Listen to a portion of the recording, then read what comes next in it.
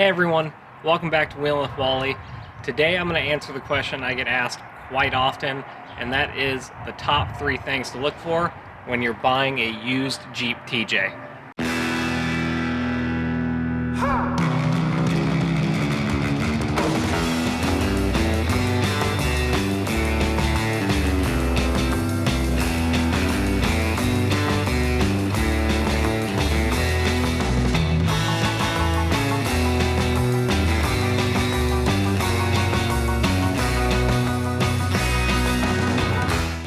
So I'm going to start at number 3, and I'm going to work my way to number 1, which number 1 being the most important to look for.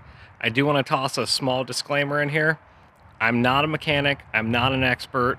I will say that I've done pretty much every single thing on this TJ. I wheel it all the time, I take it all over the place, so I do know a little bit about them. But again, not an expert. These are just my personal top 3. So for number 3, this is not a TJ specific thing. I'd say this is pretty universal to any used vehicle, but that is, you want to go through, you want to check out the engine. You want to make sure all of your fluids are topped off to the levels they're supposed to be at.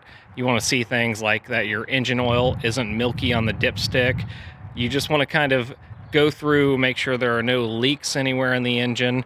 As you can see here, I do not keep it pristinely clean in this thing. I wheel it, I drive it a lot, but for the most part, if you kind of pick through my engine, all my fluids are at the correct levels, they're fresh, they're clean, there aren't leaks everywhere through here, and you'll see kind of new parts scattered about because I change them out when they go bad. All of that is a sign of good housekeeping, and that is fairly important. You definitely don't want to buy a vehicle that looks like it has not been taken care of for the last 10 to 20 years. So you'll want to do all your general checks under the hood, and then you'll want to kind of get underneath the vehicle. You'll want to look where it's parked to see if there are any drips. You'll want to look up in there and make sure there's no wetness on the bottom of anything. Now with TJs, they are fairly notorious for rear main seal leaks. So right where the engine kind of meets the transmission, if you look up in there, you would see oil. It would be kind of wet coming through there, and there would be visible signs it was leaking unless they just thoroughly cleaned it. So it's a little hard to show you on my TJ because I've got the skid plate here, but basically right at the back of the oil pan here, right at the front of the transmission where it meets that bell housing, there would be oil residue dripping off the bottom of that or kind of blown backwards from driving. Then you'd also want to take it for a test drive. Another thing with TJs is they're pretty notorious about death wobble. I guess that can be true for all Jeeps, but TJs also. A big part of that is worn out front end parts. So you want to check, make sure you get it, run it through all the gears when you're going down the road, drive it, get it up to different speeds, hold those speeds, see how it feels, how it handles. Worn out ball joints, bad tie rods, stuff like that can all contribute to death wobble. So just make sure it drives well.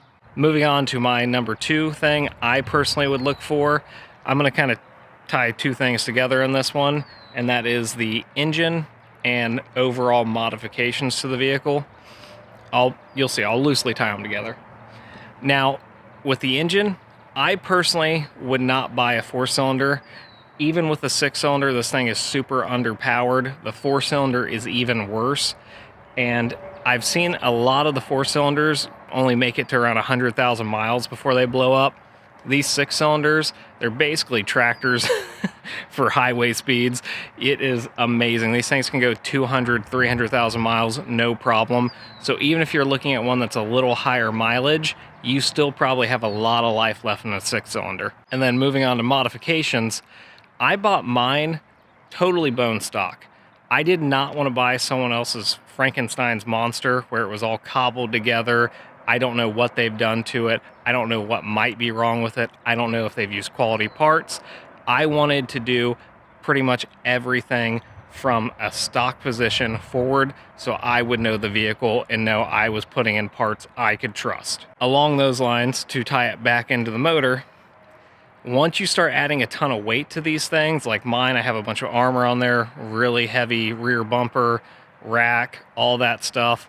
The bigger tires especially, all of that really bogs these down, being a little underpowered as they are. So then you need to know that it's been re-geared, or you might have to re-gear it.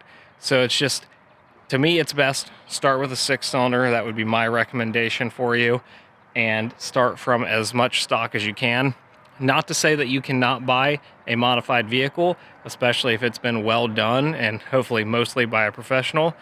I personally would just lean more stock so you know what's been done to the vehicle. And now moving on to the number 1 position, we have rust.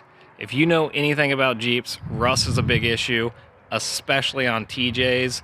So let's look at where the rust is kind of the biggest issues and what you should be looking for. So some parts of this are going to be a little harder to show because obviously my TJ has been heavily modified, and in no small part due to rust that was on it.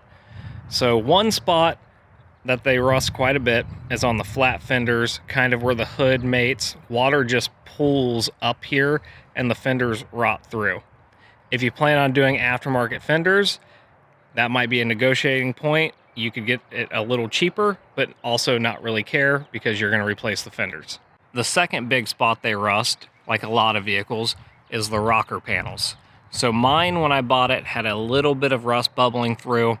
I thought, hey, that's no big issue. I can get that repaired. That was a silly thought. If it's bubbling through, it's in bad shape already. So I ended up making a whole video series that you guys can check out if you're interested of rust repair on this. Once I started digging into it, I was just going to do the rockers, but it was so bad I had to do all the floor pans, the rockers, the torque box, a lot of repair in there. So check your rocker panels, and if it's rust there, definitely come inside the Jeep. You'll most likely have carpet. I've since Raptor lined mine, but pull up the carpet.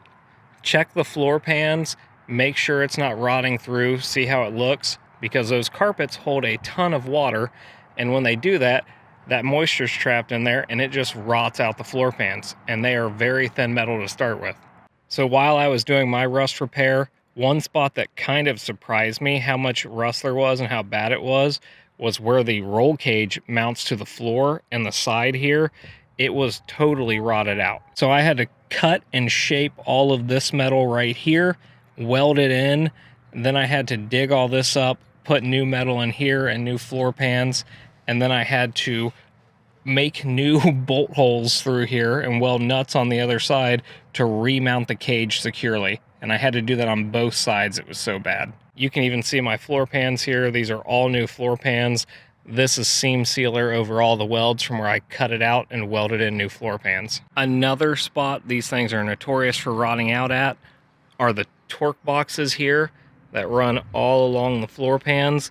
They're usually really bad in the back and then kind of rot out around the body mounts here. So definitely check those. They are not fun to replace. But most importantly, what you guys need to be looking for on a TJ, especially in terms of rust, is the frame. These frames are known for rotting out and cracking. Earlier models didn't even have drain holes on the bottom. Once they got a little later, I think like 04 to 06, they started adding some drain holes, but the whole design is just poor. I assume the treatment coating inside was subpar as well, because these things just rot right out. One of the main spots they rot out is right back here. It just pulls dirt and water in there and then just eats itself from the inside out. And then another spot it rots out is kind of all along here where this transfer case skid mounts.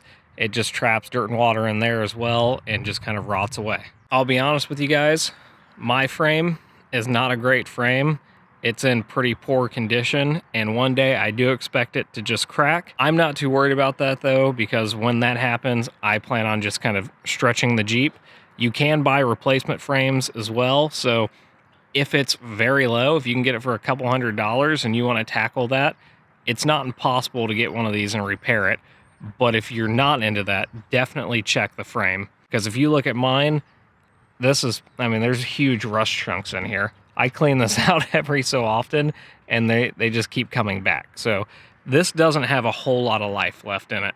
They do also make repair kits for the frames and the common places that they rot out.